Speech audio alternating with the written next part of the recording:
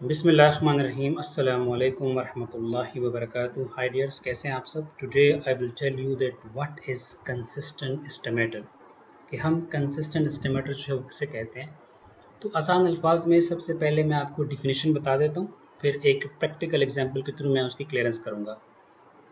हर उस एस्टिमेटर को हम कंसिस्टेंट एस्टिमेटर कहेंगे कि अगर उस एस्टिमेटर की हम एक्सपेक्टेशन ले लें और एक्सपेक्टेशन लेने के साथ साथ सैंपल साइज को इंक्रीज करते चले जाएं।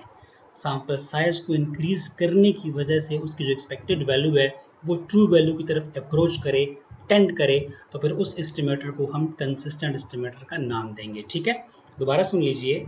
N estimator is said to be consistent estimator if its expected value approach to the true value of parameter as the sample size increase। ठीक है, चलिए एक न्यूमेरिकल एग्जांपल ले लेते हैं। हमारे पास एक पॉपुलेशन है 2, 4, 6 एंड 8। हम क्या करते हैं, हम इस पॉपुलेशन से पहले सैंपल साइज लेंगे 2 का, फिर 3 का लेंगे, फिर 4 का लेंगे, यानी सैंपल साइज को मैं इंक्रीज करके बताता हूँ कि इसके पैटर्न पे क्या इफेक्ट पड़ता है। और इस पॉपुलेशन का जो पैरामीटर है म्यू, वो हमारे पास क्या है 5 है। ठीक है, ये हमारे पास पैरामीटर की वैल्यू है।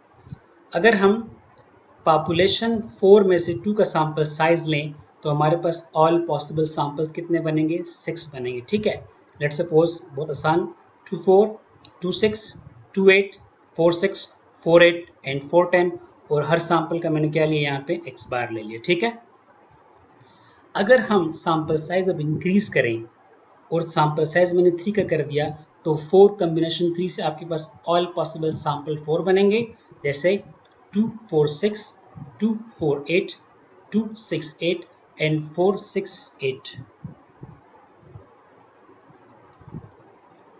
इसका हमने क्या लिया, इन सब का हमने क्या ले लिया, मीन ले लिया। ठीक है, हर सैंपल का क्या ले लिया हमने, मीन ले लिया।